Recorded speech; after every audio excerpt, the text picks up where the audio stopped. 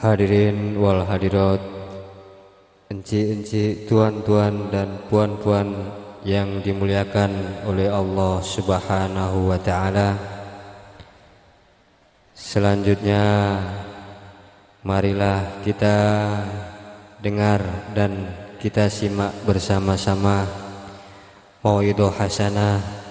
Dalam hal ini dimohon kepada yang mulia Al-Habib Mustafa Al-Khairad, kepada yang mulia Al-Habib, waktu dan tempat kami persilahkan.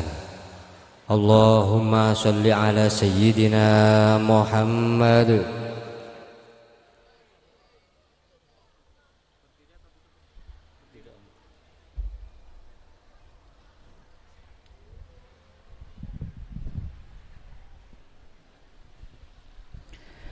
Assalamualaikum warahmatullahi wabarakatuh.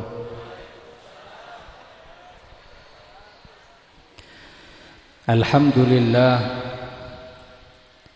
alhamdulillahi wa kafa, wassalatu wassalamu ala sayyidina wa habibina wa syafi'ina Muhammad an-nabiyyil mustafa wa ala alihi wa ashabihi wa man tabi'ahum ahli sidqi wa ahli al-wafa, amma ba'du. Subhanaka la ilma lana illa ma 'allamtana innaka antal alimul hakim. Rabbi shrah li sadri wa yassir li amri wahlul 'uqdatan min lisani yafqahu qawli, amin ya rabbal alamin. Hadratal kiram, para habaib, para ulama, para kiai, sesepuh, para tokoh masyarakat, para jajaran pemerintahan baik sipil maupun militer, mudah-mudahan beliau diberi sehat walafiat oleh Allah, panjang umur, bisa istiqomah membimbing kita untuk berjalan di jalan Nabi Muhammad sallallahu alaihi wasallam, amin ya rabbal alamin. Hadirin hadirat yang dimuliakan oleh Allah, dalam sebuah riwayat disebutkan ketika Rasulullah sallallahu alaihi wasallam beliau naik Isra wal Mi'raj, yang saat itu dibarengi dengan malaikat Jibril alaihi salam. Yang telah kita tahu, Isra perjalanan dari Masjidil Haram ke Masjidil Aqsa, Mi'raj perjalanan dari Masjidil Aqsa ke Sidratil Muntaha. Sesampainya di langit yang ketujuh, Rasul sallallahu alaihi wasallam dibarengi malaikat Jibril ingin melanjutkan ke Sidratil Muntaha. Maka Jibril mengatakan, "Ya Muhammad, wahai Rasulullah, aku tidak bisa melanjutkan perjalananku denganmu, sebab ada batasan yang tidak bisa dilampaui oleh makhluk manapun kecuali engkau, wahai Nabi Muhammad. Wa ma minna illa lahu maqamun ma'lum." Wahai Nabi, kita memiliki makom derajat sendiri-sendiri. Makom saya cukup sampai di sini, adapun makommu wahai Rasulullah harus lebih tinggi lagi, lebih tinggi lagi. Sebab Nabi mendengar, udnu ya Muhammad, maju lagi wahai Muhammad, naik lagi wahai Muhammad. Udnu ya sayyidal mursalin, naik lagi wahai penghulu pemimpin para rasul. Maka Nabi meminta kepada malaikat Jibril, "Ya Jibril, sir ma'i walau khutwah." Wahai Jibril, tetap kau ikut berjalan denganku meskipun satu langkah.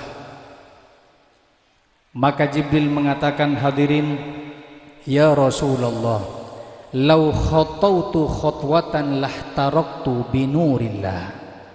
Wahai Nabi, kalau aku lanjutkan perjalanan denganmu meskipun satu langkah, maka aku akan terbakar dengan cahayanya Allah.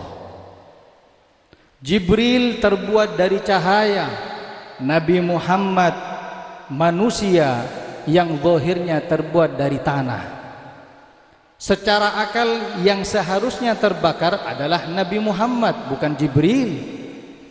Namun bagaimana bisa yang terbakar adalah Jibril, Nabi Muhammad enggak terbakar, hadirin? Maka ulama mengatakan Nabi Muhammad hakikatnya bukan terbuat dari tanah, namun beliau adalah nurun fauqa nurin, cahaya yang lebih terang daripada cahaya yang lainnya. Nabi Muhammad bisa melampaui derajat-derajat. Malaikat Jibril enggak bisa melanjutkan perjalanan. Ulama mengatakan menunjukkan kalau manusia sudah mulia, maka kemuliaannya lebih tinggi daripada malaikat. Manusia kalau sudah baik, maka derajatnya di sisi Allah lebih baik daripada malaikat. Saat itulah Rasulullah sallallahu alaihi wasallam beliau naik ke Sidratil Muntaha. Tidak ada makhluk manapun yang saat itu melampaui derajat Nabi Muhammad sallallahu alaihi wasallam. Namun hadirin, ketika Rasul sallallahu alaihi wasallam ingin berjumpa dengan Allah, Nabi diperlihatkan bayangan. Yang Nabi terheran-heran, kok bisa bayangan manusia ada di tempat yang setinggi ini, yang bahkan malaikat Jibril pun gak bisa masuk ke tempat semacam ini. Sampai beliau katakan, ra'aitu lailata usriya bi birajulin mughayyabin fi nuril arsy. Ketika aku Isra wal Mi'raj, aku melihat ada bayangan orang yang dia tertutup dengan cahaya yang terang benderang. Maka aku bertanya, man hadza, siapa itu? Amalakun, apakah itu malaikat?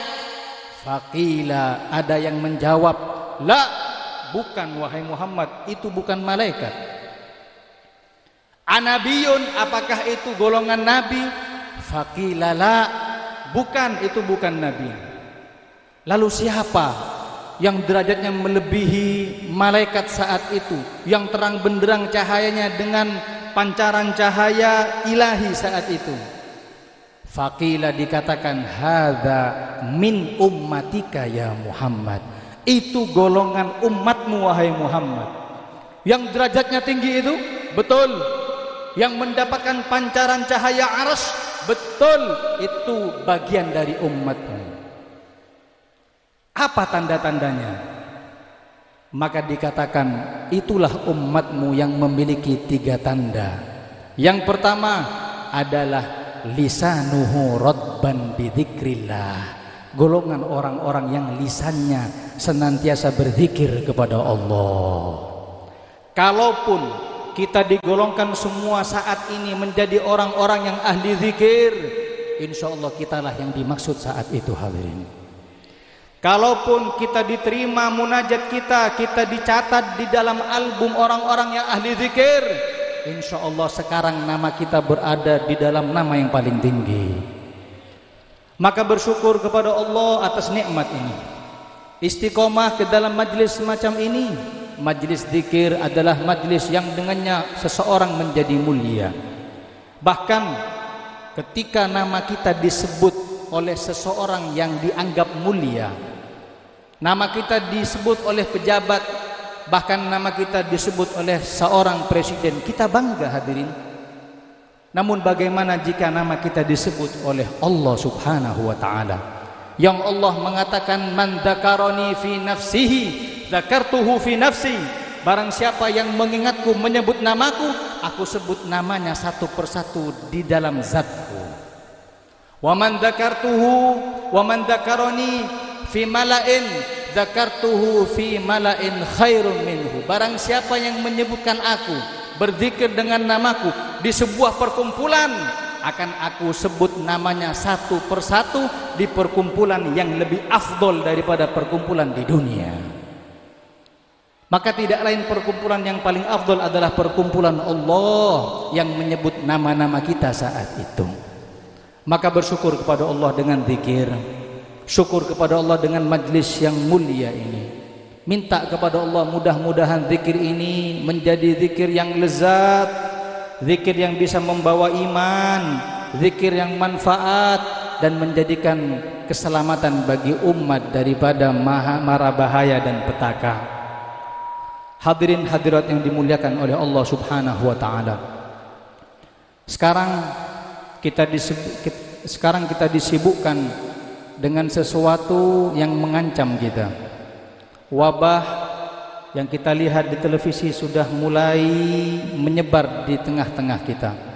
Maklum manusia kita takut secara zahir. Tapi ingat Rasulullah sallallahu alaihi wasallam memberikan 3 resep kepada kita untuk menjaga daripada mara bahaya tersebut. Yang pertama, utamakan wudu. Berwuduklah sebab wudu adalah benteng bagi kalian. Allah pernah mewahyukan kepada Nabi Musa alaihi salam, "Ya Musa, idza asabaka baliyatun wa anta ala ghairi tahuratin." Wahai Musa, apabila engkau ditimpa satu musibah, wa anta ala ghairi tahara, sedangkan engkau belum berwudu, fala yalumanna illa nafsak, jangan kau salahkan kecuali dirimu. Enggak ada yang bisa membentengi diri kita sebagaimana wudu yang membentengi kita, hadirin. Yang kedua, zikir. Orang yang ahli zikir insyaallah diselamatkan daripada mara bahaya. Orang yang ahli zikir insyaallah dijauhkan dari wabah yang saat itu merajalela pada umat ini.